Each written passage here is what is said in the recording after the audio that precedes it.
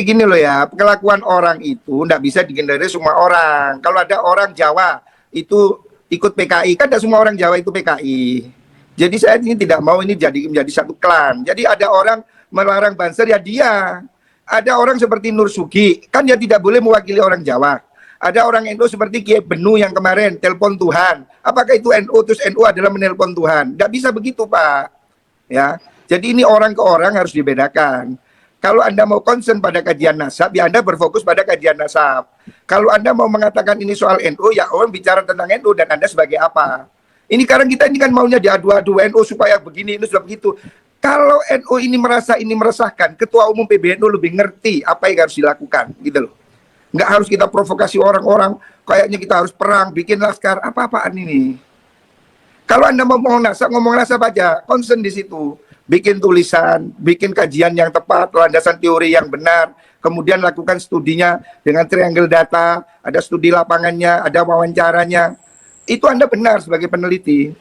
Dan tidak usah melebar itu sudah saya lakukan, dan itu sudah saya serahkan, saya kirimkan pertanyaannya kepada Rabi Talawiyah, dan mereka tidak bisa menjawabnya. Karena memang nasab mereka itu terputus, maudhu'un munqati'un, batilun, tidak bisa dijawab.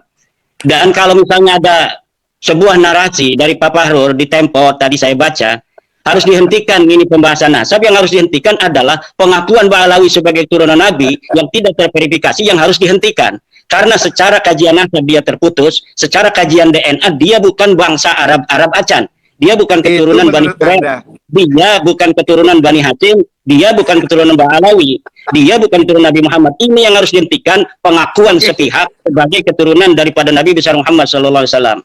Allahumma sholli alaih. Jadi itu pendapat Anda, saudara. Bukan pendapat saya, ini pendapat pakar DNA. Ini pendapat pakar DNA. Semua begitu, saudara. Ini bisa untuk diuji. Siapa yang berani untuk berdiskusi, berdialog, seorang pakar DNA dari Ba'alawi untuk mematahkan narasi dan kesimpulan Pak Dr. Sugeng? Tidak ada. Karena kesimpulan semacam itu kesimpulan yang sangat presisi, dan itu pun tidak satu-satunya dari Indonesia yang berpendapat. Dr. As-Su'aibi itu berpendapat yang sama seperti Dr. Sugeng. Umar Az-Zaid juga berpendapat yang sama tentang tes DNA. Dan ini saya kira sudah waktunya PBNU atau MUI untuk mengeluarkan sebuah maklumat bahwa memang Ba'alawi ini bukanlah keturunan baginda Nabi besar Muhammad SAW. Karena apa? Aksesnya ini hanya ke warga NU. Kenapa kita ini setiap tulisan saya minta admin untuk kemudian menampilkan tulisan saya di RMI, karena RMI itu Rabita Mahid Islamiyah, persatuan, ikatan pondok-pondok pesantren, yang didawir-dawir oleh para kabib-kabib oknum itu adalah para kiai pesantren, dimintain uang 5 juta, 10 juta, 20 juta, bahkan ada yang 100 juta, itu kalangan pondok pesantren. Jadi ada kaitan. Kenapa tulisan-tulisan saya tentang bahwa nasab Ba'alawi ini batal, itu ditaruh di Rabita Mahid Islamiyah. Mereka para kiai-kiai berterima kasih. Semenjak isu nasab ini, batalnya mereka itu diketahui publik, mereka tidak lagi datang para kiai untuk minta-minta uang. Itu diantaranya Pak Fahrur yang harus diketahui. Baik. Langsung mungkin Pak Fahrur bisa menanggapi bahwa tadi kan persoalan nasab itu terputus itu kan. Silakan Agus. Ya, jadi gini, nasab terputus itu menurut Pak Imad, kan sudah saya katakan bahwa Anda harus menyediakan ruang untuk berbeda pendapat, ya. Anda boleh mengatakan begitu, saya juga nggak ngelarang. Tapi faktanya di dunia ini hanya Anda. Saya ini Pak sudah ikut beberapa forum internasional, saya sudah ketemu mereka. Dan mereka semua mengakui nasab itu. Orang yang saya temui, mereka ini apakah mereka punya otoritas di dalam masalah nasab? Ini yang harus kita jangan terlalu merasa rendah diri di hadapan bangsa-bangsa luar. Kalaulah harus seorang putra Indonesia yang menemukan batalnya nasab Ba'alawi, kenapa kita harus merasa rendah diri sebagai bangsa Indonesia yang besar? Kenapa harus orang Arab saja yang mengetahui sesuatu tentang hukum-hukum agama? Yang jelas itu dalilnya yang perlu diuji. Saya sudah kirim surat pada Syekh Mahdi Rajai dari Iran. Katanya dia pakar nasab. Katanya dia memberikan surat pengesahan pada Ba'alawi. Saya tantang Mahdi Rajai atau siapapun yang berpendapat yang sama dengan Mahdi Rajai bahwa nasab Ba'alawi ini sahih, saya tantang untuk berdiskusi dan membawa dalil-dalil kesahihan itu. Saya yakin mereka tidak akan bisa untuk membawakannya. Iya, cukup. Itu kan menurut Anda. Kasih kesempatan Gus Fahrur mungkin secara gamblang. Gus, Ya, jadi silakan. gini loh Pak, kita ini bukan satu-satunya orang yang paling hebat di dunia Pak. Mohon maaf. Orang itu berilmu itu juga ada standarnya, ada gurunya ya. Saya itu nggak tahu Pak Imad itu belajar nasab di mana, kok tiba-tiba merasa dirinya ahli nasab. Jadi saya juga nggak paham. Kalau Pak Kures itu ahli tafsir karena dia memang doktor tafsir. Gus Baha itu ahli fikih karena dia alumni Sarang yang memang spesialis fikih. Jadi kita ini mesti tahu diri lah Pak. Jangan kemudian seakan orang sak dunia bodoh, saya pintar sendiri. Ini yang harus dijauhi ya. Bahwa Anda berpendapat begitu saya tidak menafikan Pak. Tapi saya ingin katakan pada Anda bahwa Anda tidak sendirian di dunia ini. Bahwa ilmu nasab ini bukan Anda sendiri yang menguasai ya. Dan ini kemudian tidak hanya di Indonesia. Kan lucu kalau Anda batalkan hanya di Indonesia, yang di Mesir, yang di Kuwait, yang di Bahrain, yang di seluruh dunia. Apakah kemudian Anda bilang batal hanya Indonesia? Kan nanti jadi lucu Pak. Dan Anda itu bukan hakim yang bisa batal-batalin orang. Dan nasab itu bukan wudhu yang bisa batal ambil lagi gitu loh. Jadi lucu ini nanti. Intinya gini aja loh Pak, Anda boleh berpendapat, silakan. Oke, menurut saya begini. Tapi kemudian Anda tidak berhak untuk menjadi hakim kebenaran. Semua orang salah, saya sendiri benar, orang sak dunia salah. Ini terlalu besar Pak menurut saya ya. Jadi kita tinggal lihat masyarakat aja Pak Fahrur, nanti masyarakat apakah akan melihat dalil-dalil dari keterputusan itu yang kuat, apakah akan melihat atau mengikuti Pak Fahrur dengan tanpa dalil bahwa nasab Balawi itu sahih. Bukan tanpa dalil Pak, cuma saya malas berdebat dengan Anda. Saya malas, saya sudah baca kok sebelumnya tesis Anda itu saya lihat itu di tulisannya Murad Sukri. Itu sudah mirip-mirip lah, di beberapa internet saya lihat itu narasi-narasi yang hampir sama. Jadi saya nggak kaget Pak, dengan apa yang Anda ungkapkan itu saya nggak kaget.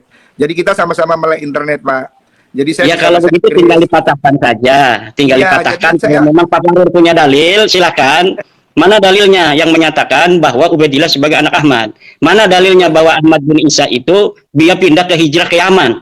Mana dalilnya bahwa Ahmad bin Isa pernah ada di Basrah? Mana dalilnya bahwa Ahmad bin Isa punya anak namanya Ubaid, kemudian Ubaid punya anak namanya Alwi, Alwi punya saudara namanya Jadid? Tidak ada Pak Fahrur.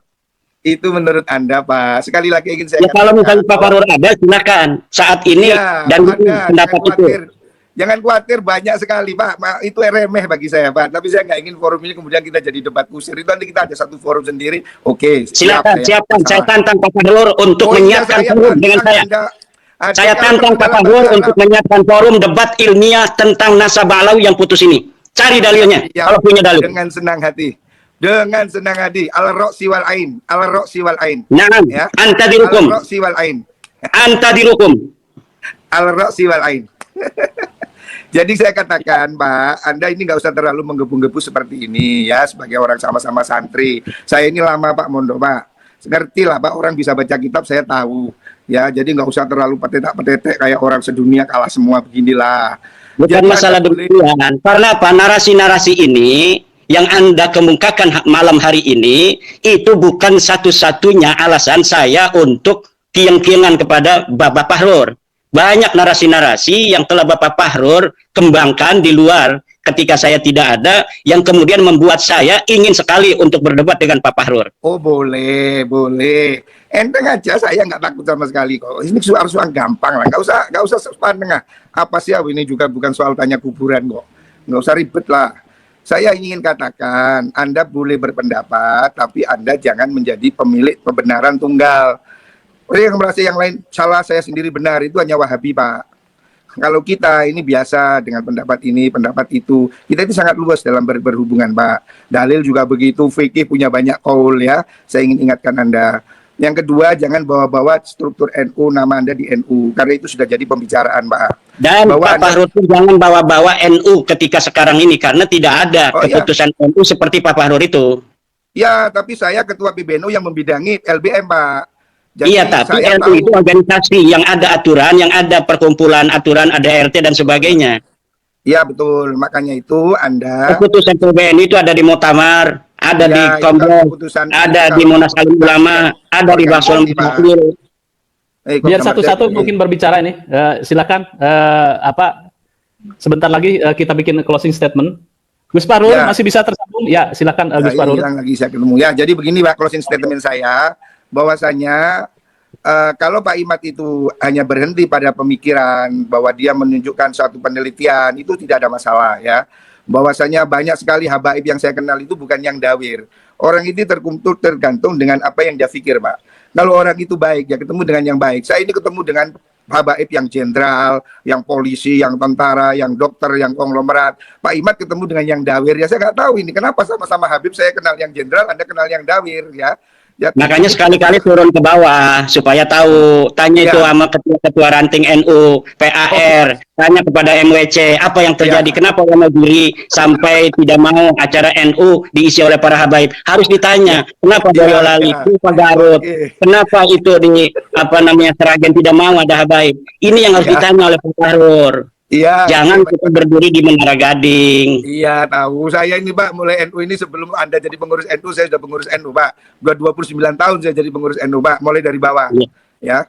Jadi jangan ceramai saya tentang NU, sudah cukup. Intinya saya ingin mengatakan bahwa hentikan narasi kebencian di ruang publik.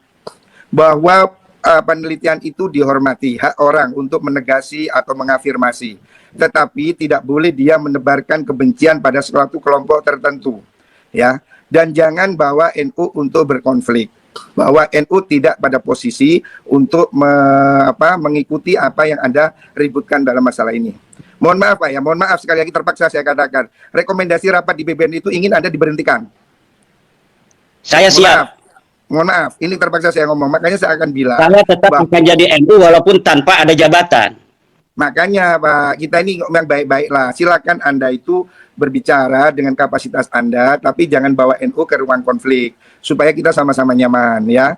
Dan bahwa Anda tidak yakin itu tidak apa-apa, Pak. Saya juga tidak ingin mempengaruhi Anda dan Anda tidak mungkin bisa mempengaruhi saya, ya. Itu soal keyakinan masing-masing, ya. Tetapi yang ingin saya katakan bahwa publik ini, Pak, jangan terus diadu domba dengan narasi-narasi yang membuat orang marah. Udahlah, Pak, rakyat ini sudah susah cari makan, susah cari kerja, jangan ditambahi dengan ingin bertengkar, ya. Ini yang ingin saya katakan, ya. Saya menghormati hak Anda untuk berbicara dengan penelitian. Oh, itu tidak ada masalah, kami tidak heran, ya. Silahkan. Ya, mungkin closing statement Kiai Imad, silakan Kiai. Ya, terima kasih. Ya, malam ini saya berbahagia bisa langsung untuk bertemu dengan Pak Fahrur. Terima kasih Kang Mas Yusuf. Intinya bahwa kita mengkaji nasabah Balawi bukan karena kebencian, tetapi ingin menasehati dari Balawi, oknum-oknumnya yang mencederai kebangsaan. Bahkan negara kesatuan Republik Indonesia dibuat susah 2016, 2019 oleh narasi-narasi anti pemerintah yang dikembangkan oleh oknum-oknum Balawi. Kita ingin menasehati, kalaulah mereka berbuat demikian karena nasab mereka itu putus, nasab mereka itu batil, nasab mereka itu maudhu. Kita berbangsa bertanah air di Indonesia ini bersama-sama. Mari kita bangun negara kesatuan Republik Indonesia ini. Tidak boleh ada lagi satu suku lebih merasa lebih tinggi atau lebih mulia dari suku lainnya. Kita bangsa Indonesia 1945, kita merdeka dengan senang hati. Orang-orang yang bukan keturunan bangsa Indonesia kita terima sebagai warga negara Indonesia. Mari kita sama-sama bangun negara kesatuan Republik Indonesia ini.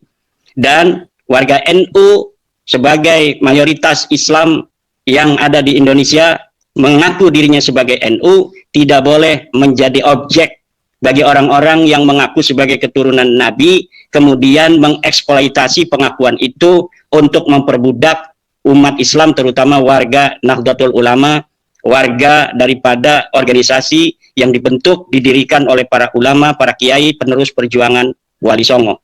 Demikian. Assalamualaikum warahmatullahi wabarakatuh. Baik. Pemirsa pada Suara TV, ini luar biasa, ini baru pertama untuk Gus Fahrur berdiskusi dengan Kiai Imad. Mudah-mudahan ini bisa nanti ada konklusi, kemudian juga ada diskusi yang lebih lanjut, yang lebih mencerahkan itu. Ya, gimana Gus? Terima kasih. Terima kasih. Ya, saya pikir ini perlu ada ngopi bersama ini. Gus Fahrur dengan Kiai Imad ini. Terima kasih. Ya. Terima kasih Gus Fahrur telah meluangkan waktu. Kiai Imad juga sama. Mudah-mudahan ini menjadi sebuah